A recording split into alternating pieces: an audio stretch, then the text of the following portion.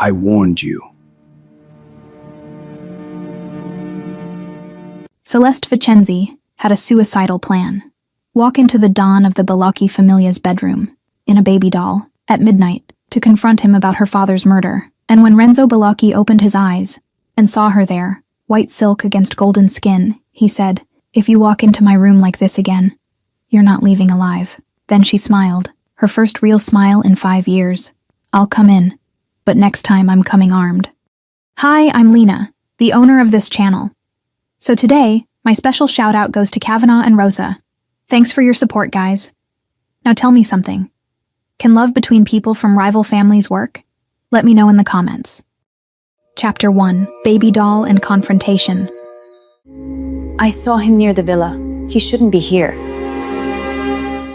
Renzo Balocchi's bedroom door wasn't locked, and that should have been my first warning that I was making the biggest mistake of my life. But I didn't come all the way to Villa Balocchi, in the middle of the Sicilian night, to back down in front of an open door. I came to look into the eyes of the man who destroyed my family, and pull from him the confession I'd been chasing for 5 years. The white silk baby doll I wore wasn't my choice. It was strategy. Women who entered an Italian Mafia Don's bedroom usually had a very specific intention, and I needed the guards to think exactly that when they saw me walking through the corridors. I needed them to see me as just another temporary conquest of their boss, not as Marco Vicenzi's daughter coming to collect a blood debt. My bare feet made no sound against the cold marble as I moved through the room plunged in shadows. Moonlight streamed through the wide windows, illuminating Renzo Balocchi's silhouette. Asleep in the king-size bed, and even sleeping, he looked dangerous in a way that made my heart race with fear and anger in equal parts. I stood there, watching the man who commanded one of the most powerful families in Sicily, and touched the knife hidden on my thigh. The Krav Maga classes my father insisted I take since I was 8 taught me how to kill, but being here now, feet away from his murderer, was different from any training I'd ever done. He woke up before I decided to move closer. The instinct of a born predator made his eyes open and find me immediately, without the slightest trace of sleep or disorientation. And I realized he already knew I was there long before opening his eyes. Renzo sat up in bed, with a calm that was more frightening than any display of anger could be. He wasn't wearing a shirt, and the moonlight drew shadows on his abs, but I forced my attention to remain on his face, on the dark eyes studying me with an intensity that made my skin tingle. "If you walk into my room like this again," he said, his voice rough with sleep but loaded with deadly threat, "you're not leaving alive." The threat should have made me back down, should have reminded me of the danger I was running, but instead, something inside me broke free, something that had been trapped for 5 years. Since the day I buried my father and swore I'd find the man responsible, and I felt my lips curve, the first real smile in 5 years. "I'll come in," I said, feeling the adrenaline rush through my veins. "But next time I'm coming armed." The silence that followed was thick, loaded with tension that made the air feel heavier. Renzo watched me for a long moment, and I saw the exact instant his expression changed from controlled surprise to something that looked dangerously close to interest. "Celeste Vicenzi," he said, and my name in his voice sounded like accusation and recognition at the same time.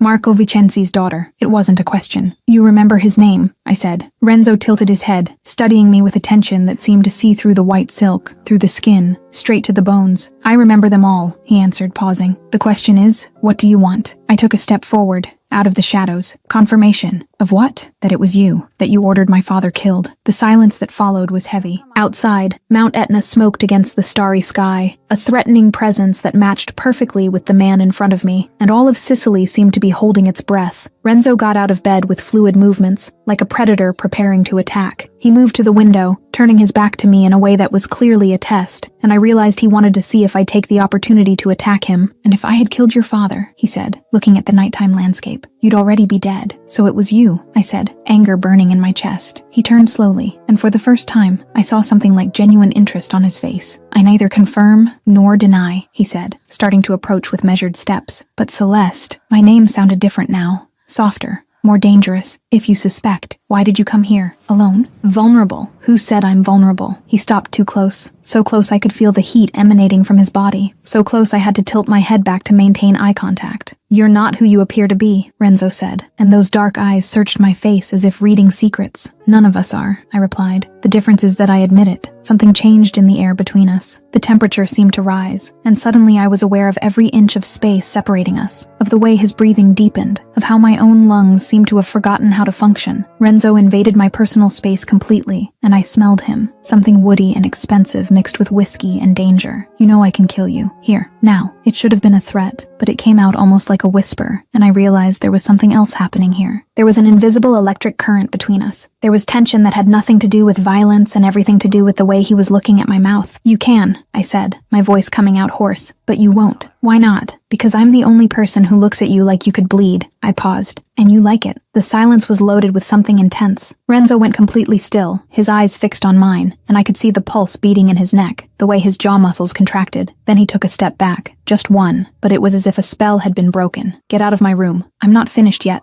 "Yes, we are." Before I could react, his hand was on my arm. It didn't hurt, but it was firm, too hot against my skin. "You're staying at the villa tonight. Storm outside. In the morning. You decide. If you want to continue this game, or if you want to live." I looked at his hand on my arm, then back at his face. "And if I choose the game?" Something dangerous flickered in his eyes, and a smile formed on his lips, small and deadly. "Then you'll find out why I'm Dawn." He released me abruptly. "Guest room. Second door on the right." A pause. "And Celeste? Next time. Knock first." He moved away, but his eyes never left mine. There was something in that look that was more intimate than the touch had been, something that made my stomach clench in a disturbing way. I should leave, but my feet seemed glued to the floor. Finally, I forced myself to move, crossing the room toward the door, feeling his gaze burning on my back. But when my hand touched the doorknob, I couldn't resist the impulse to look back. Renzo was still where I'd left him, illuminated by the moon, half in shadows, completely motionless. We watched each other across the distance, and he looked like a statue carved in marble and danger. "Good night, Don Bellocchi," I said. "Good night, Celeste Vicenzi," he replied, and the way he said my full name sounded like promise and threat. I left the room before I could do something insane. My feet carried me to the second door on the right, and I locked myself in the guest room with trembling hands, feeling like I'd just escaped something dangerous, and at the same time, thrown myself into another trap. Only when I was alone, with the door closed, did I allow my knees to weaken. I slid down the back of the door until I was sitting on the cold floor, my heart beating too hard, and the adrenaline that had sustained me began to dissipate, leaving only trembling in my hands. Unconsciously, I brought my hand to the arm where Renzo had held me. The skin was still warm, still tingling with the memory of his touch. "Shit," I whispered to the empty room. "I came here with a clear objective, confront my father's murderer and get a confession." But he didn't confess, didn't deny, just looked at me with those eyes that seemed to see everything. And now I was locked in a guest room at his villa, with the ghost of his touch still burning on my skin. Outside, I heard the wind beginning to howl, bringing the storm Renzo had mentioned. Lightning illuminated the room for brief moments, followed by thunder that made the windows vibrate, and Sicily was unleashing its fury as if responding to the tension still pulsing in the air. I forced myself off the floor and explored the room. It was luxurious in a discreet way, with antique furniture that probably cost more than everything I owned, and the bed was covered with sheets that felt like clouds. But I couldn't stop thinking about the room across the hall, about the man who slept there, or maybe wasn't sleeping anymore, and I wondered if he was as affected as I was by our encounter. I grabbed my phone from the small purse I'd hidden here earlier. Several messages from friends who didn't know where I really was, and if they knew I'd entered the Don of the Bellocchi family's villa to confront him about a murder, they would have had me committed. I deleted the messages and tossed the phone on the bed. I leaned against the window and watched the storm approaching, the lightning illuminating Mount Etna in the distance. My father used to say that Sicily was an island of passion and violence, where love and death danced together. I always thought he was being too poetic, but now, standing in this room, still feeling the heat of Renzo's touch on my skin, I was beginning to understand. Tomorrow, Renzo said, I'd have to decide, continue the game or choose to live. But as I looked at the storm, at the smoking volcano, I realized one thing with absolute certainty. I wasn't backing down, not after coming this far, not after finally being this close to the man who ordered my father's death. Renzo Bellocchi might be dangerous, might be deadly, but I'd trained my whole life for this moment, and if he thought he could intimidate me with intense looks and touches that made my skin burn, he was about to discover that Marco Vicenzi's daughter didn't back down from anything, especially not from the man who made me an orphan. Chapter 2. Game Begins and Dangerous Chemistry. I want the truth. What are you talking about?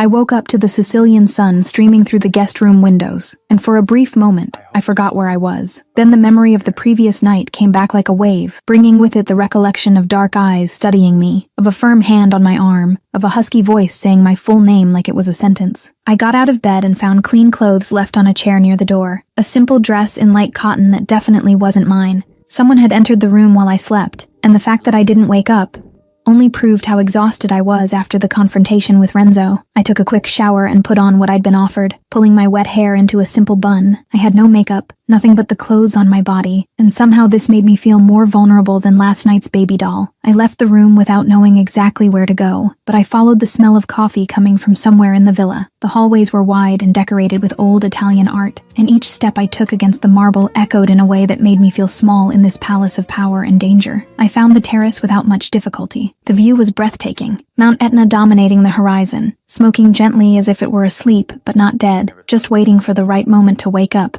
And there was something disturbing about the way it perfectly mirrored the man sitting at the table. Renzo was there, wearing dark pants and a white shirt with the sleeves rolled up to his elbows, reading an Italian newspaper while drinking espresso. He didn't look up when I approached, but I knew he'd heard me coming, knew he was perfectly aware of my presence even while pretending otherwise. I sat in the chair across from him without waiting for an invitation. If he wanted to ignore me, he'd have to work harder at it. "Good morning," I said, keeping my voice steady. "Good morning." He turned the page of the newspaper, still not looking at me. "About yesterday." "Yesterday didn't happen." I blinked, confused. "It didn't?" Finally, he looked up, and the impact of that gaze was as intense as it had been the night before. "You had a nightmare. Sleepwalking. It happens." It took me a second to process what he was doing. He was giving me an out, a way to pretend I'd never walked into his room dressed in white silk, that I'd never confronted him about my father's murder, and I wondered if it was out of kindness or strategy. I laughed, unable to contain the reaction. Sleepwalking. How convenient. Something like amusement crossed his face, but before either of us could say anything else,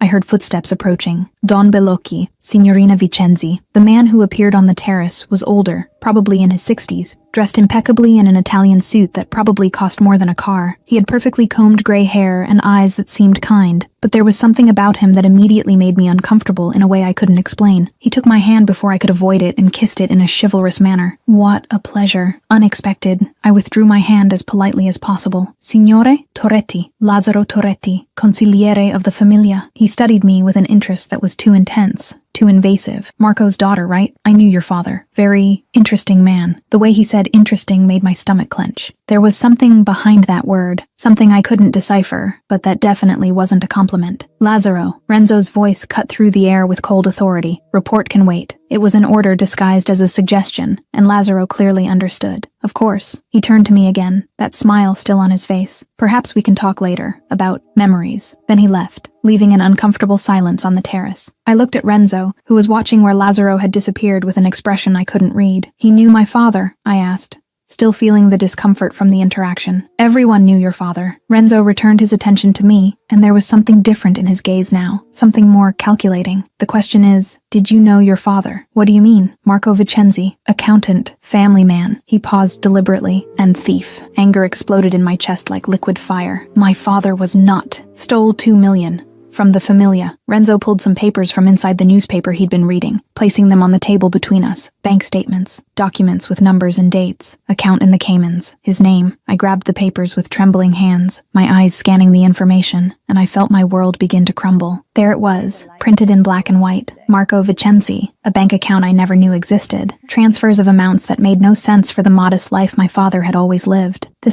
He wouldn't. My voice failed, and I hated how weak it sounded. "He did, and you know it." Renzo leaned forward, his eyes fixed on mine. "The question is, did you come for justice or revenge?" Tears burned in my eyes, but they were tears of anger, not sadness. "I came for the truth. Truth hurts, cara mia. You sure you want it?" I wiped the tears with the back of my hand, refusing to look weak in front of him. Yes, something changed in Renzo's face. It wasn't exactly a smile, but there was something that looked suspiciously close to respect. "Okay, you stay. 1 week. See how it works. Decide after. And if I decide you killed my father." Now he smiled, and it was dangerous and beautiful at the same time. "Then you try to kill me." A pause. "And we find out who's better." An involuntary shiver ran down my spine, and it wasn't just from fear. There was something disturbingly exciting about the way he challenged me, the way he didn't treat me like an insignificant threat, but like someone who could actually be dangerous. "Deal," I said. "Ben." Renzo stood up from the chair with that fluid grace that seemed natural to him. "Agostino will show you the property. And Celeste." He stopped, looking at me with an intensity that made my heart race. "Here we have rules. Family above all, loyalty to the death, and lies." His eyes pierced mine. "Lies kill." Then he left the terrace, leaving me alone with the documents scattered on the table and a whirlwind of emotions I didn't know how to process. What the fuck did I do? I whispered to the empty air, because now it wasn't just about confronting my father's killer. Now it was about discovering who my father really was, if those documents were real, or forged, if everything I believed about Marco Vincenzi was a lie or the truth, and somehow Renzo Bellocchi was at the center of it all, looking at me with those eyes that seemed to see through every defense I had. I picked up the documents again, studying them more carefully, the handwriting, the signatures, the numbers that made no sense for the modest life my father had always lived. $2 million. It was a fortune, and if he'd really stolen it from the Bellocchi familia, then maybe Renzo had every right to have him killed. The thought made me sick. I'd spent 5 years believing my father was an innocent victim, that Renzo Bellocchi was a monster who needed to pay. But what if I was wrong? What if my father was the criminal, and his death was just Mafia justice? No, I refused to believe that without more evidence. Documents could be forged. Bank accounts could be created, and someone clearly wanted me to believe my father was a thief. The question was, who benefited from this narrative? Signorina Vincenzi? I looked up and saw a middle-aged man approaching the terrace. He had features that vaguely reminded me of Renzo, the same strong bone structure, the same dark eyes, and I guessed he was family. Agostino Bellocchi. He introduced himself with a slight nod. Renzo's cousin. He asked me to show you the property. Of course, I said, gathering the documents and standing up. Agostino observed me with curiosity as we walked through the villa. Unlike Lazzaro, there was nothing uncomfortable about him, just genuine interest mixed with understandable caution. "You're the first person Renzo has allowed to stay here," he said eventually, "who isn't part of the familia." "He's not allowing me," I corrected. "He's testing me." Agostino smiled. "Maybe it's the same thing." To him. We passed through perfectly manicured gardens, ancient fountains, areas of the villa that seemed to have centuries of history impregnated in the walls. Agostino explained the family structure, how the business worked, always with that caution of someone who knew exactly how much information to give and how much to withhold. "Can I ask a question?" I said eventually. "Depends on the question." "Lazzaro Toretti, how long has he been consigliere?" Agostino stopped walking, studying me more carefully. "Since before Renzo became Don." "Why do you ask?" "Just curious," I lied, but from the way he looked at me, it was clear he didn't believe it. "Lazzaro was the one who raised Renzo after his father died," Agostino said carefully. "He's important to the familia, but not to you," I thought, catching something in his tone. There was reservation there, maybe even distrust, and I wondered if Agostino also felt that discomfort that Lazzaro inspired. We returned inside the villa when the sun was already high in the sky. Agostino left me in the library, an impressive room with shelves that went from floor to ceiling, and books that were probably worth fortunes. "Renzo will be busy until dinner," he said. "You're free to explore. But Signorina Vincenzi," he looked at me seriously, "be careful. Not everyone here is your friend." Then he left, leaving me alone in a sea of books and secrets. I spent the rest of the day exploring the library, looking for anything that could give me more information about the Bellocchi familia, about my father, about what really happened 5 years ago. But all I found were books about Italian history, philosophy, and some novels in English that seemed out of place. When the sun began to set, painting the sky orange and pink, I caught myself thinking about Renzo, about where he was, what he was doing, if he was thinking about me as much as I was thinking about him, and I hated the fact that thought even crossed my mind. He was my enemy, the man who probably ordered my father's death. It didn't matter how my heart raced when he looked at me. It didn't matter how my skin tingled when he touched me. None of it mattered. I was here for justice, for truth, for revenge, if necessary, and nothing, not even dark eyes and dangerous smiles, was going to divert me from that path. Chapter 3. Provocations and Discoveries. Stop looking at me. The following days at Villa Bellocchi passed in a fog of observation and discovery. Renzo gave me access to almost the entire property, except for his office, and some areas that Agostino politely suggested I avoid, and I took advantage of every second to study the man I'd come here to confront. What I discovered surprised me in ways I didn't expect. Renzo Bellocchi wasn't the sadistic monster I'd built up in my head over 5 years. He was calculating, yes. Dangerous for sure, but he was also fair in a way that defied everything I thought I knew about the Mafia. I saw how the men of the Famiglia respected him, not just out of fear, but out of genuine loyalty. I saw how he resolved disputes with cold logic, but also with unexpected compassion. I saw how he commanded with absolute authority, but also listened to advice before making decisions. And I saw, more than I'd like to admit, how he watched me when he thought I wasn't paying attention. There was something disturbing about the way his eyes followed me through the hallways, how he always seemed to know where I was, even when we weren't in the same room, how an invisible tension formed in the air whenever we encountered each other. It was as if we were trapped in a dangerous dance, circling each other, waiting to see who would make the next move. On the 5th day, there was a formal dinner with the entire familia. The table was long enough to easily accommodate 20 people, all dressed in Italian elegance that made my borrowed dress seem inadequate, and Renzo sat at the head like the Don he was, commanding the room just with his presence. I was seated more toward the middle of the table, between two older women who observed me with barely disguised curiosity, but not open hostility, and I tried to focus on the delicious food in front of me instead of on the man at the end of the table, whose eyes I could feel on my skin. "Are you Cousin Renzo's girlfriend?" The childish voice made me turn, and I found a small boy watching me with huge, curious eyes. He couldn't have been more than 6 years old, with messy dark hair and a smile that showed a missing tooth in front. I laughed, unable to contain my reaction to his innocence. "No, Piccolo, I'm a visitor. You're Bella," he declared with the brutal honesty of children. "He only looks at you." Automatically, my eyes moved to Renzo, and with a shock that ran down my spine, I realized the boy was right. Renzo was watching me at that exact moment, with an intensity that made my heart skip a beat, and even from afar, even with a table full of people between us, I felt the impact of that gaze as if it were physical. "He looks at everyone," I said, forcing my attention back to the boy and trying to ignore the heat rising in my face. "Not like this." Alessandro leaned closer, whispering as if he were sharing an important secret. "When he likes someone, he makes a serious face."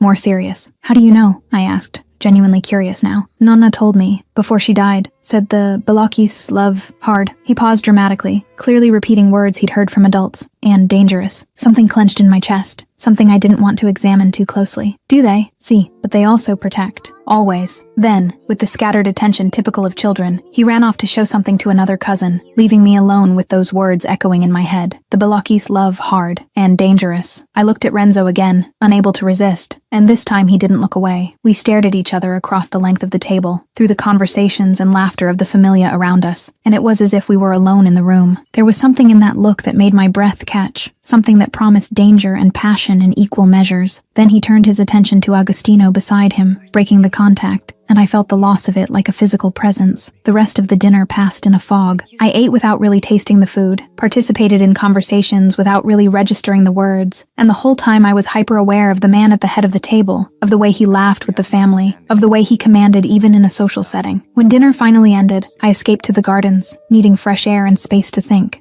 Alessandro's words kept echoing in my head, mixing with everything else I'd observed over the past few days, and I wondered if I was losing focus on my mission. I came here for revenge. I came here for answers. I came here to confront the man who destroyed my family. But the more time I spent here, the more the lines began to blur, and I no longer knew if Renzo Balacchi was my enemy, or something much more complicated. The next day, after lunch, I decided I needed concrete answers. I'd spent the entire week observing, waiting, being patient, but patience was never my strong suit, and the documents Renzo had shown me about my father kept tormenting me. I found his office without much difficulty, and entered without knocking, a deliberate statement that I wasn't going to blindly follow his rules. Renzo was sitting behind a huge mahogany desk, studying papers with that intense concentration that seemed natural to him. He didn't even look up when I entered. "I need to see documents. About my father." "No," he said, still not looking at me. "Why?" "Because I don't trust you." I approached the desk, hands braced on the polished surface. "Still not? After a week?" Now he looked up, and the impact of that dark gaze hit me with full force. "A week is nothing. Trust takes time." "How much time?" Renzo stood up with that fluid grace, rounding the desk until he was too close to me. "Depends. On what?" My voice came out more hoarse than I intended. "On how many times you try to seduce me," he said, and there was something dangerous in his tone, something that made my stomach clench. Indignation exploded in my chest. "I am not." Tight dresses, different perfume, smiles. He paused, studying me with that attention that seemed to see through me. "You think I don't notice? I'm not trying to seduce you." "No?" Renzo took another step, completely invading my personal space, and placed his hand on the wall beside my head, trapping me without actually touching me. "Then why does your heart race when I get close?"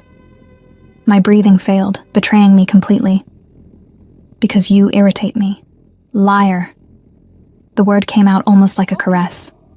"I didn't lie." "Then why aren't you moving away?" He leaned closer, so close I could feel the heat of him, the woody scent that was starting to become too familiar. And he was right. I realized with a shock that ran down my spine that I wasn't moving away, that my body was leaning toward him instead of retreating, that every cell of my being was hyper-aware of his proximity. "Because I'm not afraid of you," I said, and it was truth and lie at the same time. "You should be," he whispered, so close now that I could feel his breath against my skin. "Because I'm starting to like you, and that is dangerous. For both of us." The world seemed to shrink shrink to just the two of us. Renzo was so close I could see the golden flecks in his dark eyes, could count every eyelash, could see the way his jaw clenched as if he were fighting some internal battle. He leaned in imperceptibly, and I realized he was going to kiss me, and more shocking still, I realized I wanted him to. Then a loud knock on the door separated us as if we'd been burned. "Renzo, we have a problem." Agostino entered the office, and from the way he stopped abruptly when he saw us, it was clear he realized he'd interrupted something. Renzo moved away from me with that controlled calm I was beginning to recognize as his way of processing intense emotions. "Che cosa?" His voice was perfectly controlled, without any trace of the intimacy from seconds ago. Agostino looked at me, hesitant. "Rivals, movement at the docks, and maybe we should talk alone." "She stays." Renzo turned to me, and there was something different in his look now. "You wanted truth? You'll get it." Agostino hesitated for another moment, then sighed. "Okay, Familia D'Angelo is planning an attack. Tomorrow. Shipment from Naples." "Shipment of what?" I asked,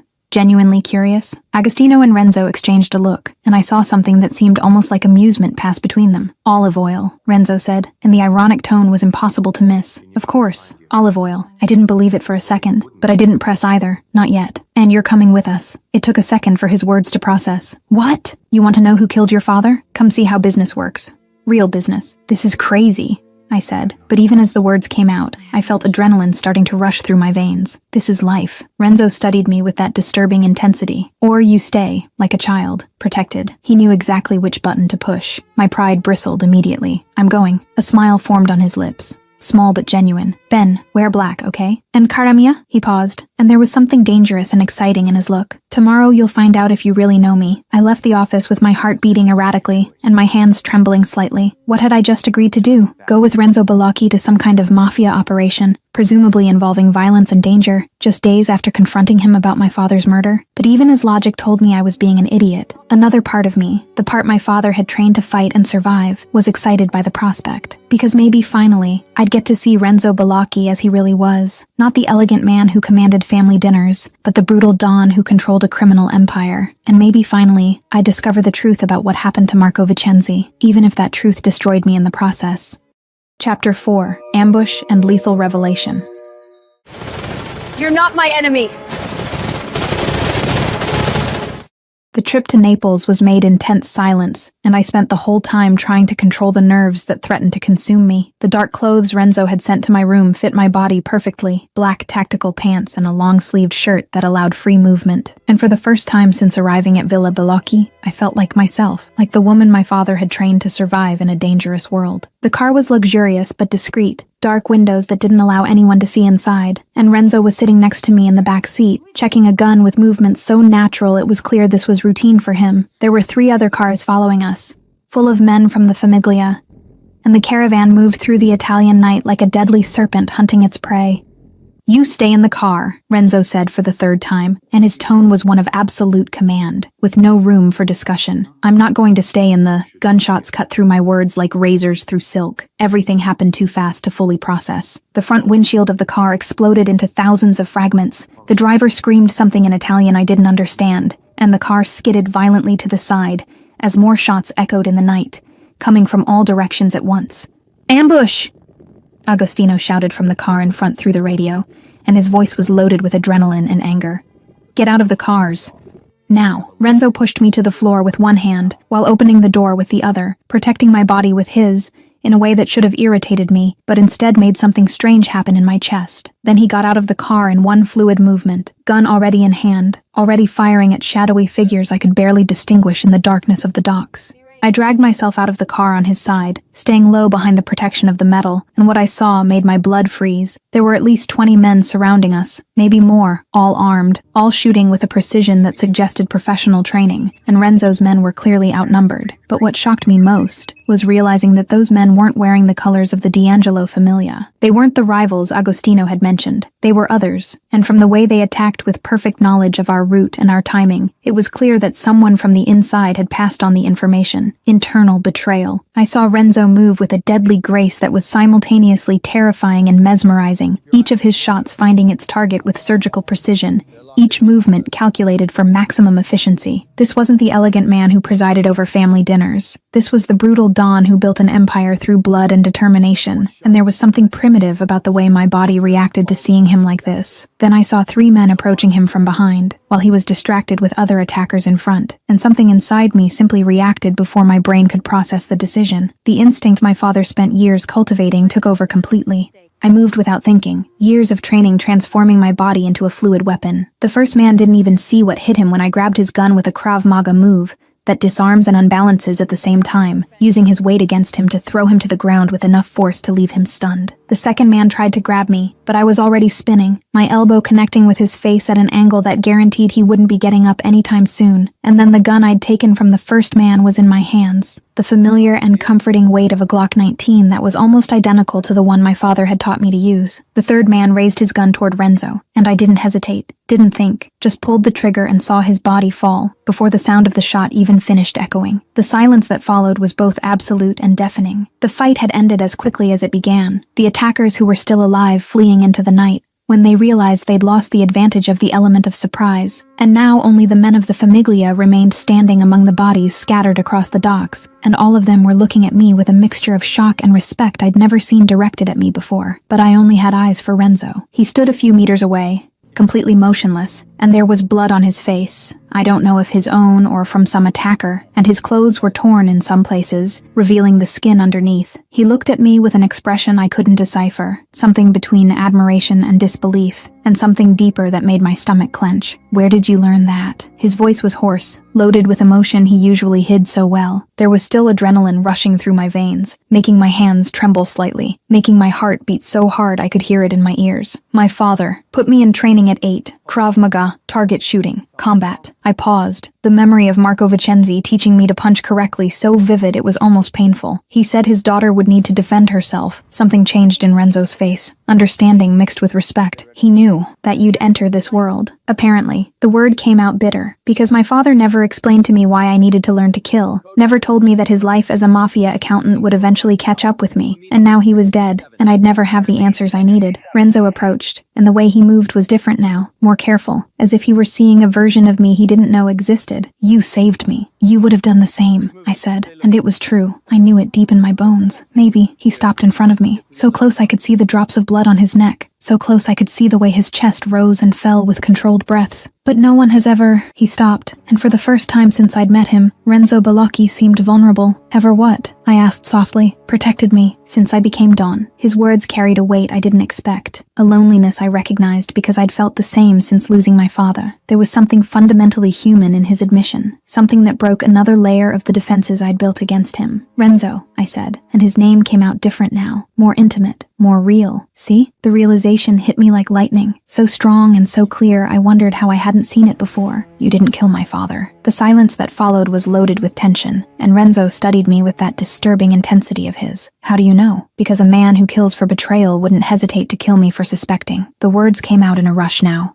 fast and certain. "And you protect, even those who challenge you." I saw the exact moment he processed what I was saying, saw the way his jaw clenched, how his eyes narrowed slightly. "So why does someone want you to think it was me?" The question hung between us, heavy with implications I was only beginning to understand. Someone had manipulated me, someone had planted evidence, someone had guided me to Renzo with the clear intention of pitting us against each other. Someone manipulated me. Anger began to burn in my chest. Not the old anger directed at Renzo, but a new fury directed at whoever had orchestrated all of this. Planted evidence. Suspicions? Who? His voice was dangerously calm, the kind of calm that precedes violence. I closed my eyes, forcing my mind back to those first days after my father's death, forcing myself to remember details I'd ignored at the time because I was lost in grief and anger. Lazaro. He showed up after my father's death, offered help, always mentioned you, always with anger in his voice when he said your name. Lazaro. The way Renzo said the name was icy, loaded with a controlled fury that was more frightening than any explosion could be. "Do you trust him?" I did. He raised me after my father died. Renzo ran his hand through his hair, a rare display of frustration. "But if he killed your father and manipulated you, What was the plan? Why do this? The answer came to me slowly, piece by piece, fitting into a horrible puzzle. For us to fall in love, I said, and the words came out almost like a whisper. And then I'd betray you, or kill you. Emotional destruction. The silence that followed was absolute. Renzo looked at me with an intensity that made my skin burn, and there was something in his eyes I couldn't name, something that made my heart race in a way that had nothing to do with the fight that had just happened. And did it work? He finally asked, his voice low and dangerous. Which part? Falling in love with me. His words hung in the air between us, heavy with implications I wasn't ready to face. Fall in love with Renzo Bellocchi? With the man I came here to confront? With the Mafia Don who commanded an empire of violence and secrets? It was ridiculous. It was impossible. It was still deciding, I said, and it was lie and truth at the same time. Renzo laughed, and it was the first time I'd heard him really laugh. Not the controlled sound he used at family dinners, but a genuine laugh that completely transformed his face. Liar, and maybe he was right.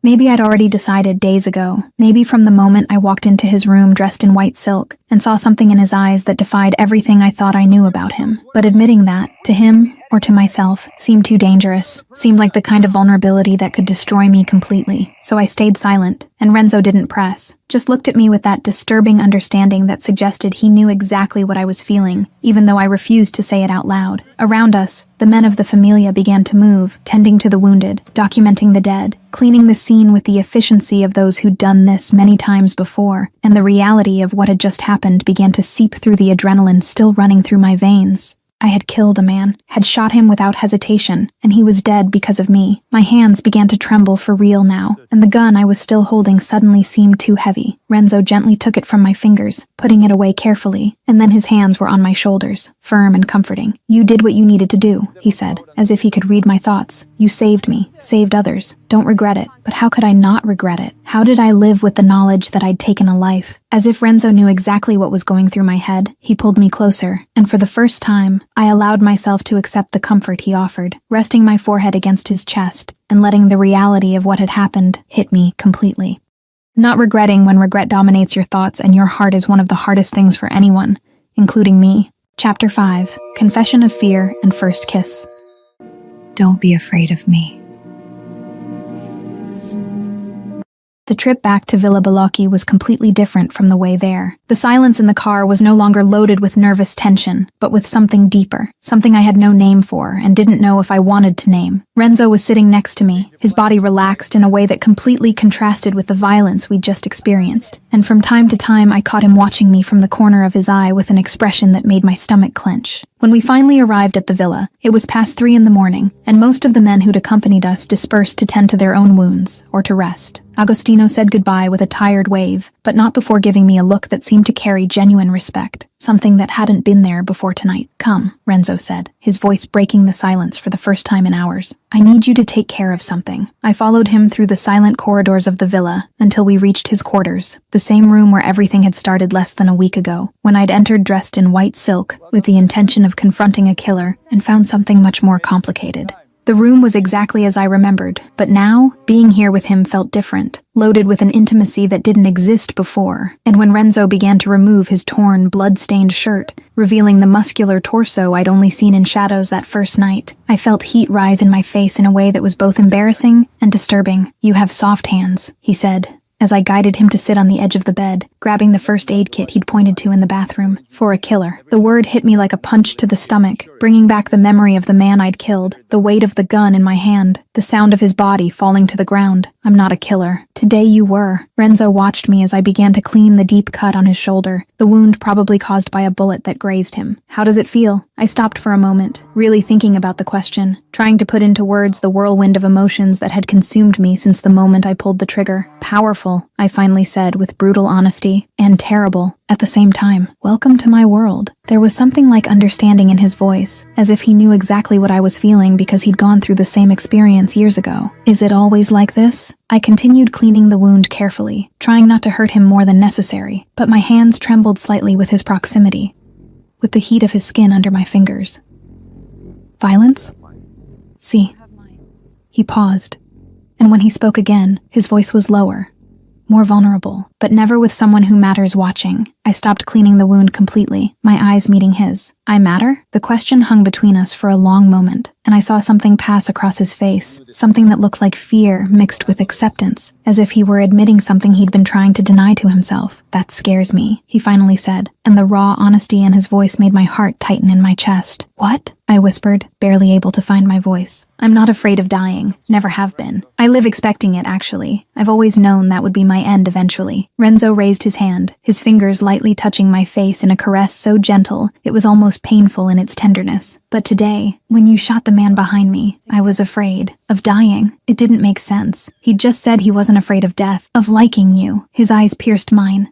Dark and intense and completely honest, of liking you too much. My heart began to beat so hard I was sure he could hear it in the silence of the room. His words echoed in my head, mixing with everything else that had happened between us since that first night, and suddenly everything made sense in a terrifying way. You don't like me, I said, but the words came out weak, without conviction. His hand moved from my face to the nape of my neck, his fingers threading through my hair in a way that was both possessive and gentle. I'm trying not to. And how's that working out? The question came out almost like a challenge, and I saw the corner of his mouth curve into something that was almost a smile. Terribly, he pulled me a little closer, and suddenly the distance between us seemed minuscule and still too large at the same time. Especially when you look at me like that. Like what? I whispered, completely lost in his gaze. Like I'm a man, not a monster. His words carried a weight I didn't expect. A vulnerability that showed how much he really saw himself as the beast everyone said he was. And something inside me broke when I realized that Renzo Bellocchi, the brutal Don who commanded an empire of violence, really believed he was a monster incapable of being seen as anything more. You're a man, I said, the conviction clear in my voice. Complicated, yes. Dangerous for sure, but a man. Renzo leaned closer, his breath mixing with mine, and the entire world seemed to shrink to just the two of us in that room, on that bed, with the silent Sicilian dawn around us. Celeste, he said, and the name came out like a prayer and a curse at the same time. I could barely make the sound come out, trapped in his gaze, in his proximity, in the way his heart beat as hard as mine under the palm of my hand still pressed against his chest. If I kiss you now, everything changes. It wasn't a question, it was a warning, but even so I heard myself respond with an honesty that should have scared me. Maybe it already has. The kiss, when it finally happened, was different from anything I expected. It started soft, almost hesitant, as if Renzo were giving me the chance to pull back, to change my mind. But when he realized I wasn't going to move away, when he felt my hands move up to his hair and pull him closer, the kiss changed completely. Suddenly, there was urgency there. There was need. There were months of tension and denial exploding in a moment of pure intensity that made my entire world tilt on its axis. His hands were in my hair, on my waist, pulling me closer until I was practically in his lap, and I could feel the heat of his body through our clothes, could feel his heart beating as erratically as mine. When we finally pulled apart, both breathless, Renzo rested his forehead against mine, eyes closed, his breathing coming in short bursts that matched mine perfectly.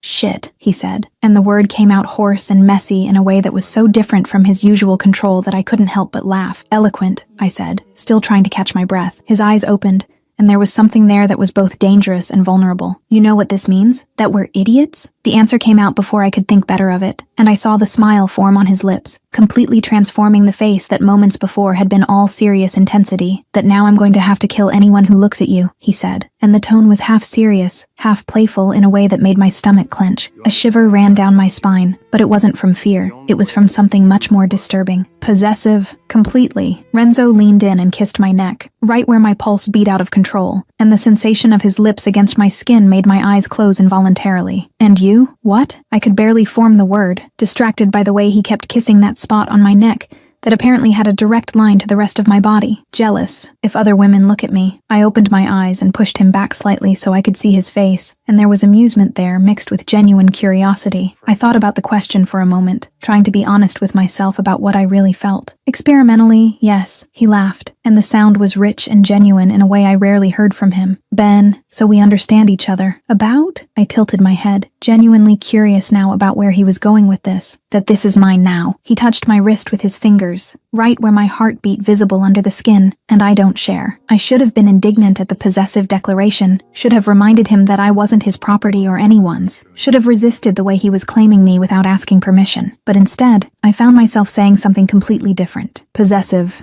and arrogant. You'll get used to it, he said, and then kissed me again, slower this time, deeper, and I allowed myself to melt into his touch, into his hands, into the way he held me like I was the most precious thing in the world. When the kiss finally ended, we sat there for a long moment, just looking at each other, processing what had just happened between us, and what it meant for everything else. I had come to Villa Balaki with the intention of confronting my father's killer, and instead, I just kissed the man I'd accused of that crime, the man I now knew was innocent, the man who had somehow become something much more important than I ever imagined possible. "Renzo," I said softly, touching his face with my hand. "See, cara mia?" The casual way he used the term of endearment made something strange happen in my chest. What do we do now? It was a broad question, encompassing everything from Lazaro and the betrayal to the two of us, and whatever this was becoming. "Now," he said, pulling me closer again, "we find out who really killed your father. Together." He paused, his eyes piercing mine. "Because you're my partner now, Celeste. In everything." His words should have scared me, should have made me pull back, but instead, I felt safe in a way I hadn't felt since my father died, as if I'd finally found someone who saw me as an equal, who respected me enough to fight by my side instead of protecting me from afar. "Partners then," I said, and sealed the deal with another kiss that quickly deepened until we were both breathless again, until his hands were under my shirt, warm against the skin of my abdomen, until I knew that if we didn't stop now, we wouldn't stop at all. "You should go," Renzo said, but his voice was hoarse, and the way he held me suggested he really didn't want me to go anywhere. "Probably," I agreed, but I didn't move, still lost in the heat of him, the smell of him, the way everything about him seemed to have been made to fit perfectly with me. "Celeste," he said my name like a warning and a plea at the same time. "I know." I finally forced myself to get off his lap, immediately feeling the loss of contact as something physical. "Good night, Renzo." "Good night, cara mia." He watched me leave the room with those dark eyes that seemed capable of seeing through every defense I had, and when I finally closed the door behind me and leaned against it in the empty corridor, I allowed myself to feel the full weight of what had just happened. I had kissed Renzo Balocchi, had admitted, both to him and to myself, that what I felt for him was much more than simple physical attraction or curiosity. And now, walking through the silent corridors of the villa toward my own room, I knew there was no going back. Everything had changed between us, and the only question now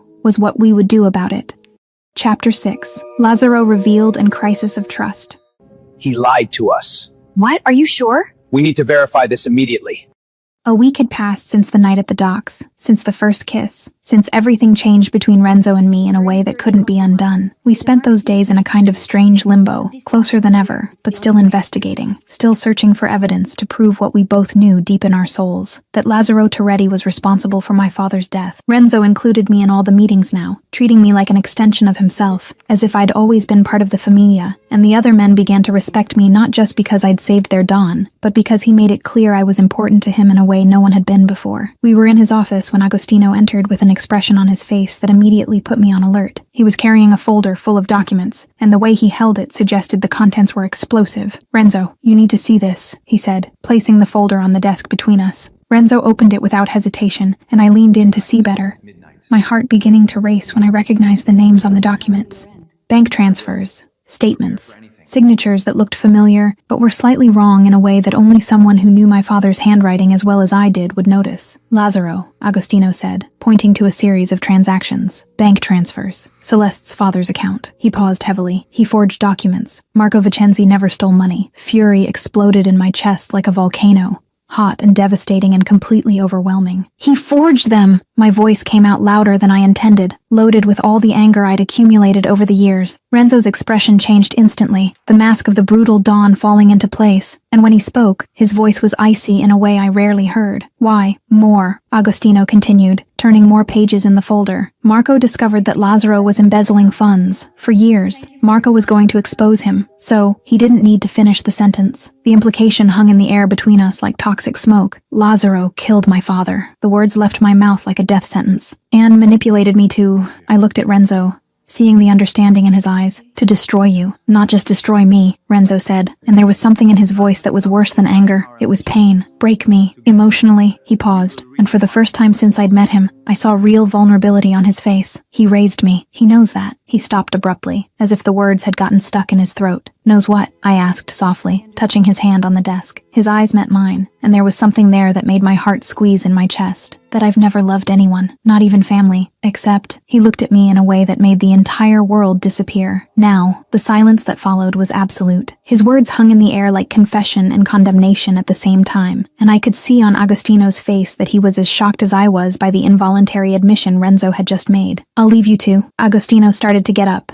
clearly uncomfortable. No, stay, I said quickly, because I needed answers now, couldn't wait. I turned to Renzo, my heart beating so hard I could hear it. You love me? The pause that followed was too long, too heavy. Does it matter? Of course it matters. Disbelief colored my voice. Why? Renzo gestured between the two of us with a hand that trembled slightly. You were put in my path, manipulated. This could just be programming. The pain his words caused was physical, as if he'd punched me in the stomach.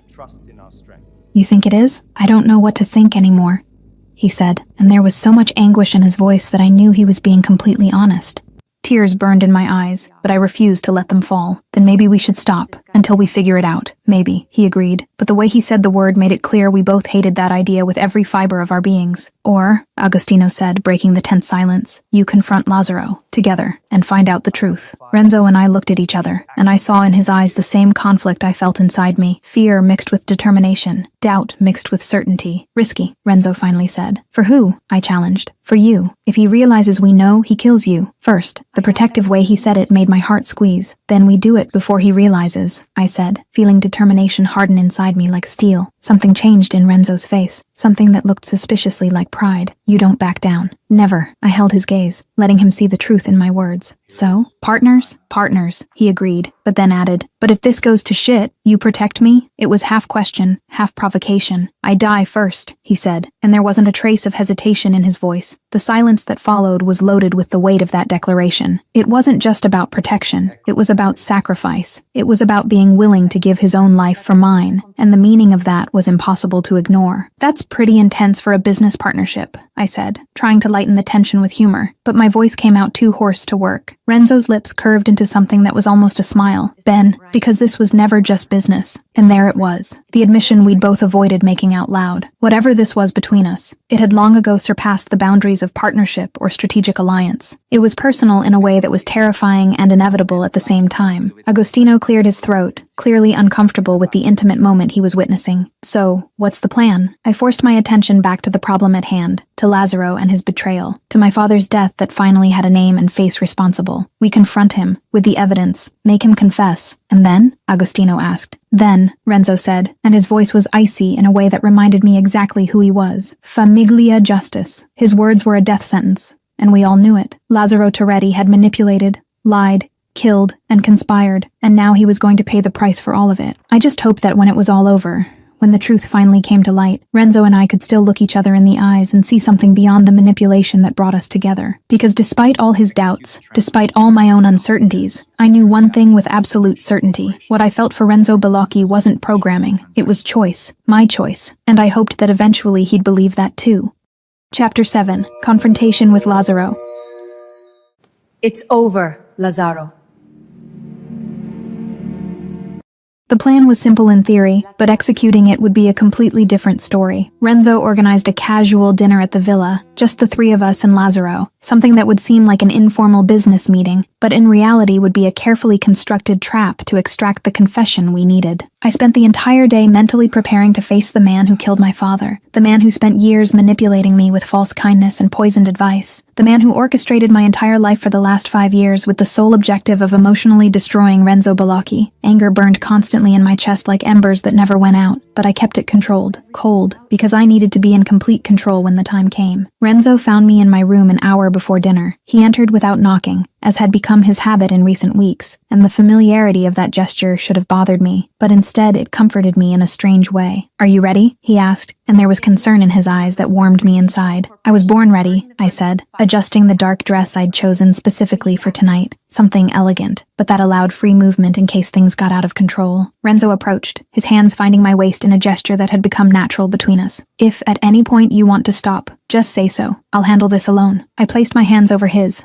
holding him there. "No, this is as much mine as it is yours. My father, my revenge." Something passed across his face, something that looked like respect mixed with concern. "Just promise you'll be careful." "I promise," I said, and sealed the promise with a quick kiss that quickly threatened to deepen until we both remembered we had a task ahead. When we went down to the dining room, Agostino was already there, nervous but determined. The table was set for 4, the food already served, everything seeming perfectly normal, except for the tension that permeated the air like electricity before a storm. Lazzaro arrived punctually at 8, dressed impeccably as always, the gentle smile on his face that I now recognized as a mask carefully constructed over decades. He greeted Renzo with the familiarity of someone who'd raised him, greeted me with that excessive interest that always made me uncomfortable, and sat at the table as if he didn't have a care in the world. "Renzo, Celeste, how domestic you two have become," he said, and there was something in his tone that sounded slightly disdainful, as if our closeness amused him somehow. "Sit, vecchio amico," Renzo said, gesturing to the chair across from him, and I noticed the way he emphasized old friend with just a hint of sarcasm. Lazzaro sat, but there was something different about him now, a tension in his shoulders that hadn't been there when he entered. He sensed that something had changed, that the atmosphere was wrong somehow. "Everything all right?" "Perfect," I said, pouring wine into his glass with a smile that didn't reach my eyes. "We were talking about discoveries, recent ones." His eyes narrowed imperceptibly. "What kind of discoveries?" Renzo placed the documents on the table between them, the movement deliberate and controlled. "Marco Vicenzi, you said he stole 2 million. There was a minuscule pause before Lazzaro responded, so brief that someone who wasn't looking for it might miss it. "And he did. Lie," I said, the word coming out with all the anger I'd held back for so long. "You stole, and when my father found out, you killed him." The silence that followed was so dense, it seemed to suck the oxygen from the room. Lazzaro went completely still, and then, slowly, the mask of the kind old man began to fall, revealing something much darker underneath. When he smiled, it was the smile of a predator who'd finally decided to stop pretending. "You shouldn't have found that out," he said, and his voice was completely different now, cold and calculating in a way that sent a shiver down my spine. "Why?" Renzo leaned forward, his posture changing from relaxed to dangerous in a second. "Because Celeste was the perfect weapon against me?" "Exactly." Lazzaro picked up his wine glass, taking a sip as if we were having a casual conversation about the weather. "Daughter of the man you killed, hunting you, falling in love, and then, the smile turned cruel, betraying you, or dying trying to kill you. Maximum pain for the man who never suffered." Nausea rose in my throat hearing everything laid out so coldly. "You planned everything. For years." "Years," he confirmed, and there was pride in his voice, as if he were talking about an artistic masterpiece instead of a murderous conspiracy. "Every casual encounter, every hint about Renzo, every encouragement to investigate." He looked directly at me, and it worked perfectly, "until you really fell in love." The way he said the last words, with disdain mixed with frustration, made it clear that this wasn't in his plans, that Renzo and I developing genuine feelings for each other had been the only variable he couldn't control. "You raised me," Renzo said, and for the first time since I'd met him, I heard real pain in his voice, the pain of a betrayal that cut deeper than any physical wound could. "And now I destroy you." Lazzaro placed the glass back on the table with excessive care. "Because you never knew your place, never respected me as I deserved. I made you Don, and you treated me like a simple advisor." The bitterness was clear now. "Your death will be slow, watching her die first." Everything happened in slow motion and impossible speed at the same time. Lazzaro moved to grab the gun he had hidden at his waist, but years of training made me react before my brain could fully process the threat. I threw myself across the table, knocking over plates and glasses, my hand reaching his wrist before he could point the gun at either of us. The fight that followed was brutal and quick. Lazzaro was older, but experienced, and he fought with the ferocity of a man who had nothing to lose.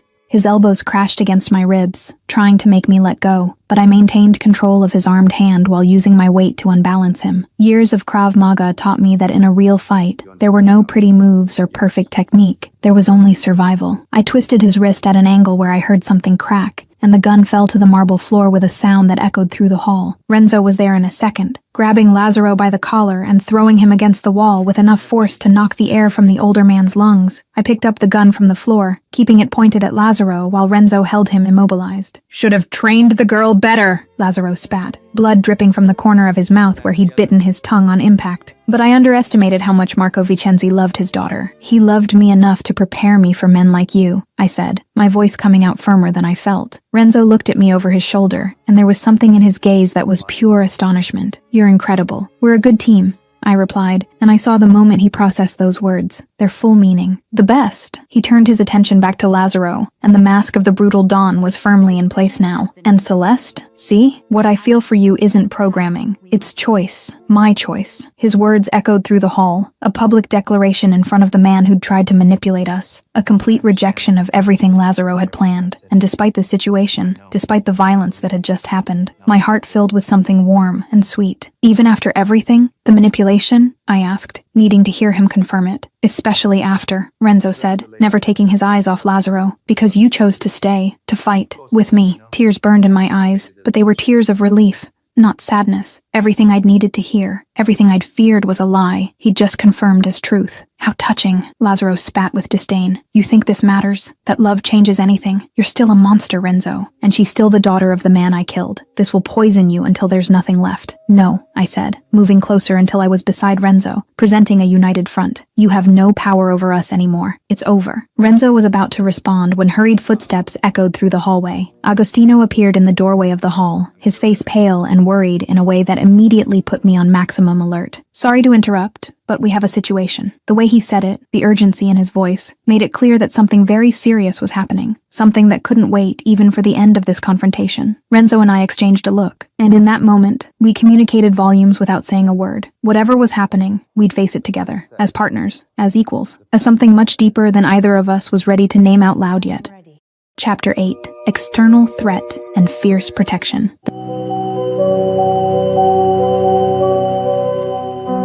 The situation Agostino brought was worse than any of us could have imagined. We gathered in Renzo's office while two men from the Familia took Lazaro to the basement, where he would be held until we decided exactly what to do with him, and the tension in the air was so dense I could barely breathe properly. Rival Famiglis found out about Lazaro, Agostino said, spreading photos and reports across the mahogany desk. They think we're weakened, vulnerable. He paused heavily, his eyes meeting mine with something that looked like pity, and they want Celeste. The silence that followed was absolute. I felt Renzo's body tense beside me, every muscle contracting as if he were preparing to attack something that wasn't physically present in the room. Why? His voice came out dangerously calm, the kind of calm I'd learned meant he was seconds away from exploding into violence. Because now everyone knows, Agostino said, looking at Renzo with something that seemed like genuine concern, that she's your weakness. Anger exploded in my chest like liquid fire. I'm not a weakness. No, Renzo said, turning to look at me with an intensity that made my heart stop. He stopped, searching for the right words. Everything, which is worse, because now I have something to lose. His words carried a weight that went far beyond fear for my safety. They carried the recognition that I had become the most important thing in his life, the only thing that could truly destroy him if it were taken away. And despite the seriousness of the situation, something warm bloomed in my chest. So, what do we do? I asked, forcing my mind to focus on the immediate problem instead of getting lost in what his words meant. You hide. I deal with the rivals. His tone left no room for discussion. It was pure command from a Don accustomed to being obeyed without question. Not a chance. I crossed my arms, planting my feet firmly on the floor in a way that made it clear I wasn't backing down on this. We're partners. Celeste, Renzo, I interrupted before he could start arguing. I'm not going to hide while you fight alone. I paused, letting a small smile form on my lips. Besides, you saw how I fight. I'm useful. I saw the conflict pass across his face. Pride fighting with fear, respect for my ability, fighting with the instinct to protect me at any cost. You're going to be the death of me, or your salvation, I replied softly, touching his face with my hand. Do you trust me? His eyes pierced mine. Dark and intense and completely honest. With my life. Then let's end this. Together. Agostino cleared his throat, clearly uncomfortable with the intimate moment, but also impressed with the determination we both displayed. They're going to attack tomorrow, at dawn, on the road to Naples. Then we'll be ready, Renzo said, his voice returning to command tone. Gather all the men. I want our best team. And Agostino? He looked at his cousin with a serious expression. If something happens to me, you protect her, no matter the cost. Nothing's going to happen to you, I said with conviction. But Renzo just looked at me with that look that said he'd lived long enough in this world to know nothing was guaranteed. Dawn came too quickly, and I found myself preparing weapons alongside Renzo, in a silence that was both comfortable and loaded with tension. He'd given me a Glock identical to the one I'd used at the docks, and the familiar weight in my hand was comforting in a strange way. You stay at my back, Renzo said for the 5th time as we checked the magazine of the last gun. Always where I can see you, and you stay where I can cover you, I replied, refusing to be relegated to a passive position even now. The attack came exactly when Agostino had predicted. Multiple multiple families working together in a temporary alliance with the sole objective of taking down the Balocchi famiglia while they thought we were weak. But what they didn't expect was that we were prepared, that we'd turned that road into a carefully constructed trap. The fight that followed was chaotic and brutal in ways that even the ambush at the docks hadn't been. There were at least 30 men attacking, maybe more, and the sound of gunfire echoed across the Sicilian landscape like artificial thunder. But Renzo and I moved together as if we'd trained side by side for years instead of weeks. I covered his back while he advanced. He protected my flanks when I needed to reload. And there was a synchronicity between us that was almost supernatural, as if we could read each other's thoughts just by the way we moved. It was like dancing with a perfect partner, each movement flowing naturally into the next, each action complementing the others in a way that made us both stronger together than apart. When the last attacker fell, when silence finally descended on the road stained with blood and destruction, I allowed myself to breathe for the first time in what felt like hours. My body ached in places I didn't even know could hurt. There was a deep cut on my arm that would probably need stitches, and my clothes were torn and stained with blood that wasn't all mine. But I was alive, and Renzo was alive, and that was all that mattered. "Never again," Renzo said, approaching me with steps that revealed he was also injured. There was blood dripping from a cut on his forehead, and the way he favored his left side suggested broken or at least bruised ribs. "You never risk yourself like that again. If you don't risk yourself, I don't risk myself," I replied, gently touching the cut on his forehead. "That's not how this works. That's how I work." I held his face with both hands, forcing him to look directly at me. "Renzo, I love you, completely, and love means fighting, together." The words came out before I could think better of it, but the moment I said them, I knew they were true in a way that couldn't be denied. I loved Renzo Balocchi, with all his flaws and dangers and complications. I loved him in a way that went beyond logic or reason. He went completely still, looking at me with an expression I couldn't decipher. Then,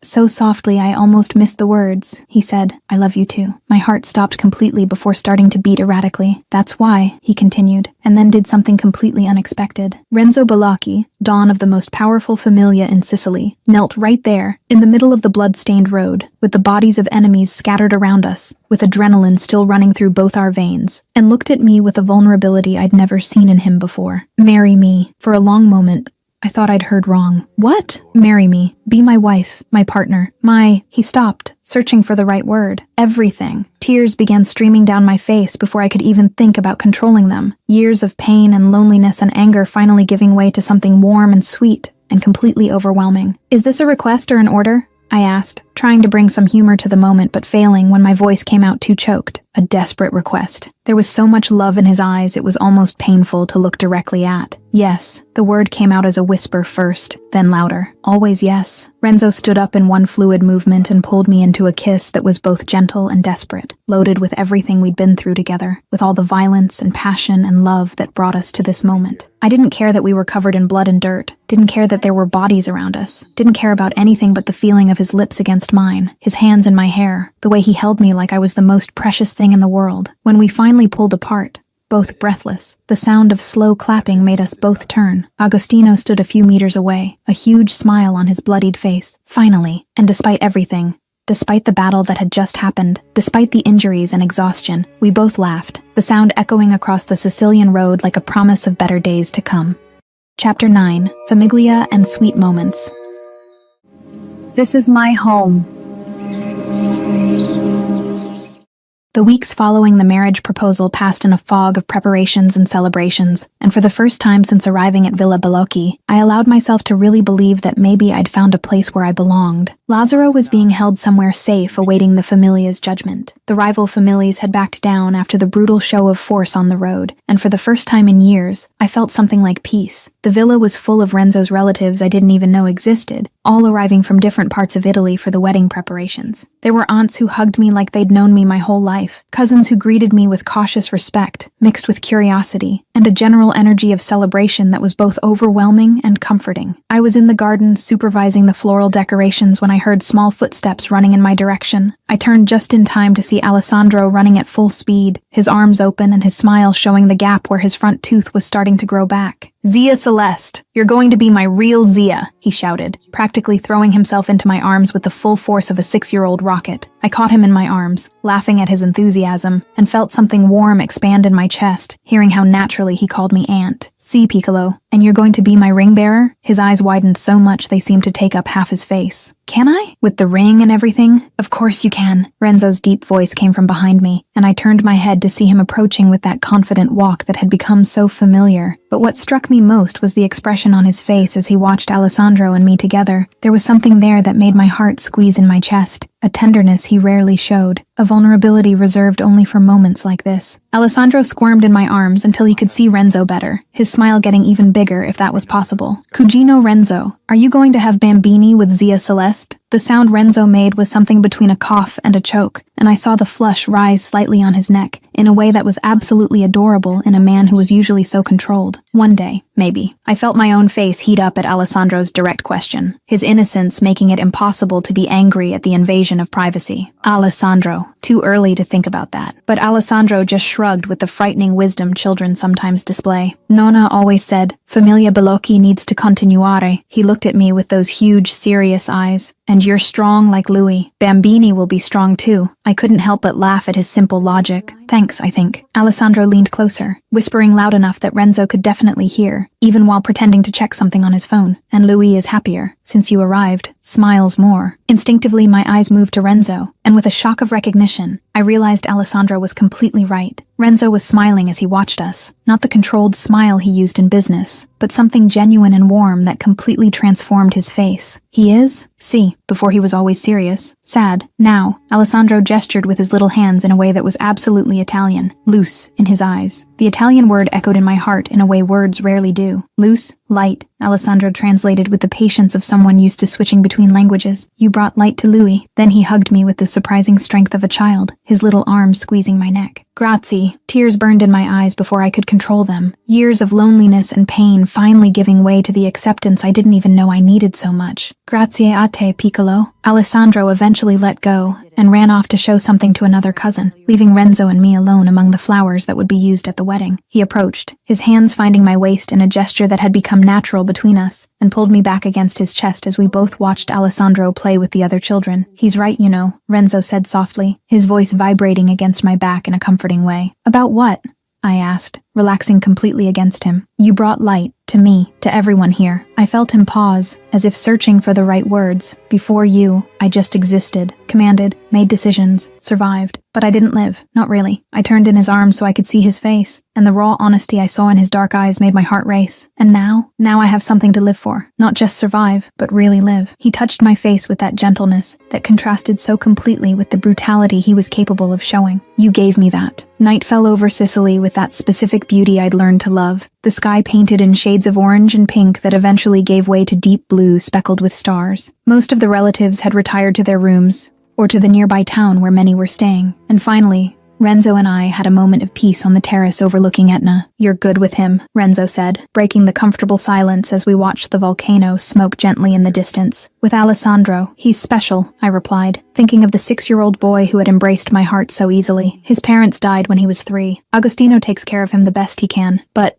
Renzo paused, the vulnerability clear in his voice. He needed a mother figure. I turned to look at him, realizing where the conversation was going. And you think? His eyes met mine. Dark and intense even in the dim light of the terrace. I think you'll be an amazing mother. Someday. He paused again. If you want. My heart beat harder in my chest at the implication of those words, at the images they conjured of a future I hadn't even allowed myself to imagine until recently. With you? His expression changed instantly, something possessive and protective and intense taking over. Only with me. He pulled me closer, his hands firm on my waist. Always only with me. I couldn't help but laugh at the intensity of the declaration. Possessive even about hypothetical children. Especially about them, he said, completely serious. You're mine. All of you. Present, future, children, everything. A shiver ran down my spine at the possessive declaration, but instead of feeling suffocated, I felt protected in a way I hadn't experienced since my father died. And you're mine? Completely. Until death. There was no hesitation in his voice, only absolute certainty. Then he kissed me, and it was different from the urgent kisses after fights, or the hesitant kisses from the beginning. This kiss was a promise. It was a commitment. It was the sealing of a future we were both consciously choosing to build together. His hands moved to my hair, holding me close as he deepened the kiss, and I allowed myself to melt completely into him, letting all the rest of the world disappear until there were only the two of us under the Sicilian sky. When we finally pulled apart, both breathless, we stayed there embraced for a long moment, just existing in the shared space. And for the first time since my father died, I felt I'd found a home. "Renzo," I said softly against his chest. The sound vibrated against my cheek. "About Bambini," I began, feeling his body tense slightly with attention. "Eventually, when we're ready, I want them." I felt more than heard his breathing stop for a moment before returning.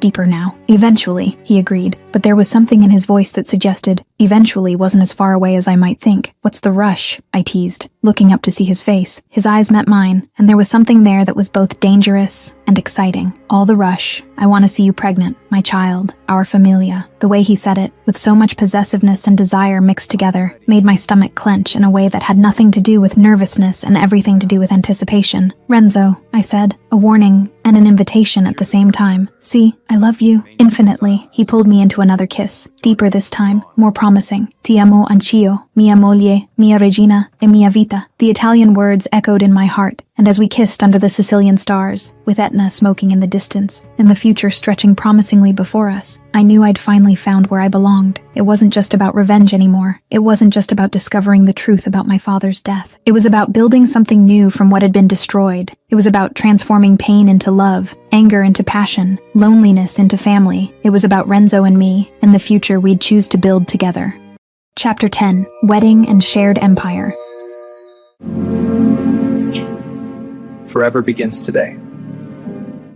The morning of my wedding dawned with the Sicilian sky painted in shades of gold and pink that seemed to have been chosen specifically by the gods to bless this day.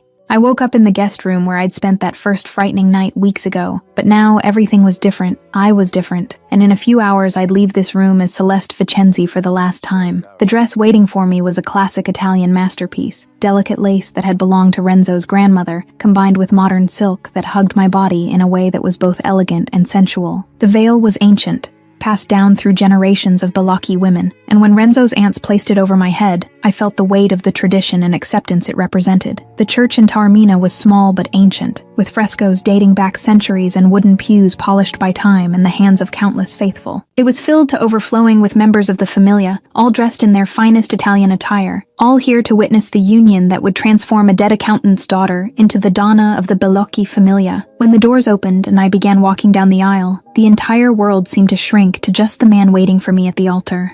Renzo was dressed in a suit that probably cost more than a car, impeccable black, that contrasted perfectly with the white shirt, but it was the look on his face that made my heart stop completely before starting to beat erratically. He was looking at me like I was the only person in the universe, like every step I took toward him was the most important thing that had ever happened in the history of humanity, and there was so much love in those dark eyes that I felt tears threaten to ruin the makeup that had taken hours to apply.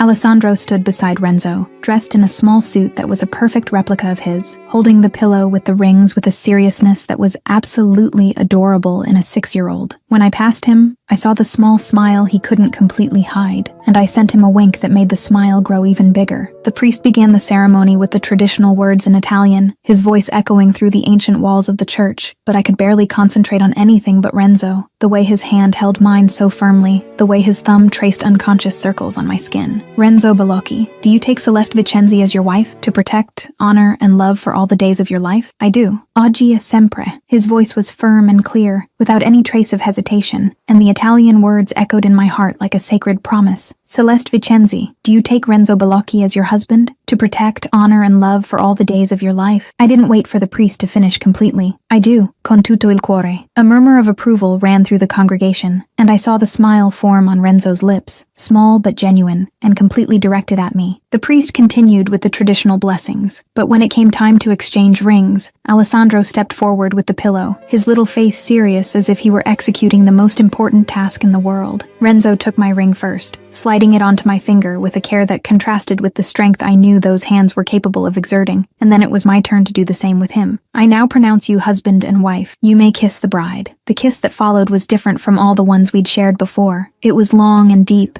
and loaded with years of tension and passion and love that finally had permission to exist openly. Renzo held me like I was the most precious thing in the world, one hand on my waist and the other on my face, and I allowed myself to melt completely into him while the church exploded in applause and shouts of celebration around us. When we finally pulled apart, both breathless and with idiotic smiles on our faces, Alessandro shouted loud enough for everyone to hear, "Now make bambini!" The entire church burst into laughter, and even Renzo couldn't hide the flush that rose slightly on his neck. But he just took my hand and began guiding us down the aisle toward the exit, toward where our future waited for us.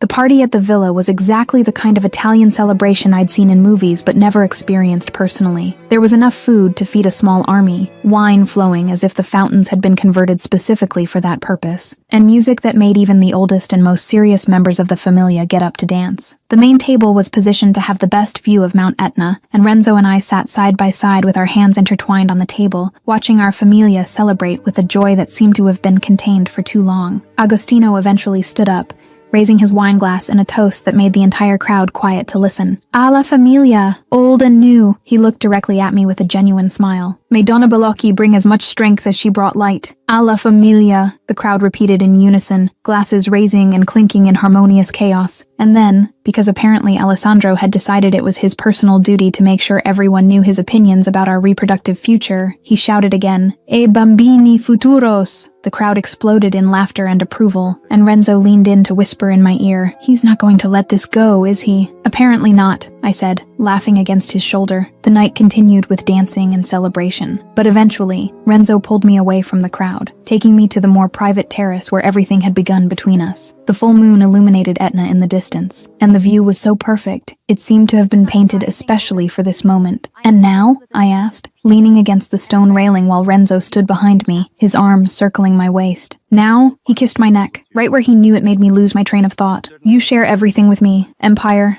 decisions, power." He paused significantly. "Equal." I turned in his arms so I could see his face, needing to confirm I'd heard correctly. "Equal. Donna and Don. Together." His eyes pierced mine with absolute intensity. "And Celeste. See?" His expression changed to something that was both dangerous and protective. "Anyone who touches you dies. Anyone who disrespects you disappears. Anyone who threatens you." He paused deliberately. "Prays I don't find them." A shiver ran down my spine, but it wasn't from fear. It was from something much more primitive and disturbing, possessive and protective. "And you're my equal in this," he said, a small smile forming on his lips. "Any woman who looks at me will deal with me." I finished with a smile that probably looked more dangerous than I intended. "And I definitely won't go easy." Renzo laughed, the sound rich and genuine. "Perfect." Then his expression became more serious, more intense, and about Bambini. "Eventually," I said, but there was less conviction in the word than before. "How eventually?" He pulled me closer, his hands possessive on my waist. "What's the rush?" His eyes darkened with something that made my stomach clench. "All the rush. I want to see you pregnant, my child. Our familia. Renzo." His name came out as warning and plea at the same time. "See? I love you. Infinitely. Ti amo anch'io." He kissed me, deep and promising. "Mia mogli, mia regina, mia vita." 2 years later, the meeting room in the palazzo in Rome was full of men from the familia, all dressed in expensive suits and discussing the latest business developments with the seriousness such matters deserved. But what would have been impossible to imagine a few years ago was the 6-month pregnant woman sitting at the head of the table beside the Don, actively participating in every decision and being heard with the same respect as him. "Operation Palermo needs more men," I said, studying the report spread in front of me. Agostino, now officially my second in command in certain operations,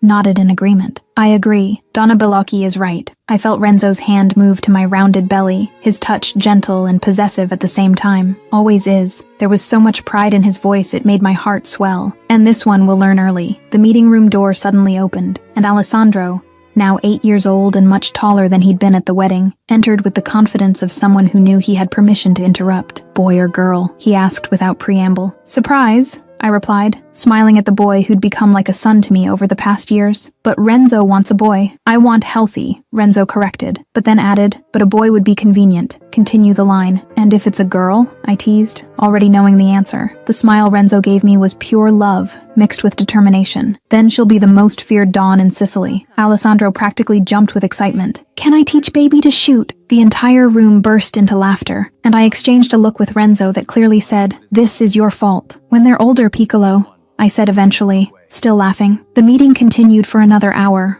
but eventually everyone dispersed, leaving only Renzo, me, and Alessandro in the large palazzo. We moved to the terrace overlooking the city, and the beauty of Rome at dusk never failed to impress me. But it was Renzo's hand intertwined with mine that really made everything seem perfect. Our familia, Renzo said softly, watching Alessandro play near the plants. Perfect. Finally, I agreed, leaning against him and feeling the baby kick lightly, as if agreeing with the assessment. We stayed in comfortable silence for a long moment, just existing in the shared space, until Renzo broke the quiet with a question that seemed to have weight beyond the simple words. Renzo, are you still afraid of liking me? He laughed softly, the sound vibrating against my back. Cara mia, now I'm afraid of losing you. Much worse. I turned in his arms, touching his face with my hand. You'll never lose me. Promise. Promise, he repeated, sealing it with a kiss that was as full of love as the first we'd shared. I love you. And there, on the terrace in Rome, with our familia around us and our future growing inside me, I knew I'd found something I'd never looked for, but desperately needed. A home, a partner, a love that would survive any storm. I'd come to Sicily looking for revenge and found redemption. I'd come looking for a killer and found a husband. I'd come looking for justice and found love. And now, with Renzo's hand on my belly and the future stretching promisingly before us, I knew that all the choices I'd made, all the risks I'd taken, all the fights I'd fought, had been completely worth it. This was my familia now, my empire, my love, my life, and I wouldn't trade it for anything in the world.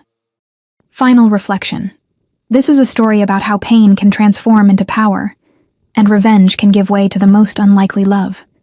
Celeste Vicenzi enters Villa Balocchi with a broken heart and thirst for justice, convinced that Renzo is the monster who destroyed her family. But what she finds is a man as broken as she is, equally a prisoner of manipulations and lies.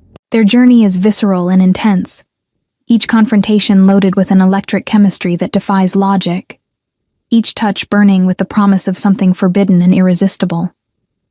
There's violence, yes, blood and constant danger, but there are also moments of devastating vulnerability when two survivors finally lower their guards and allow the other to see their deepest wounds.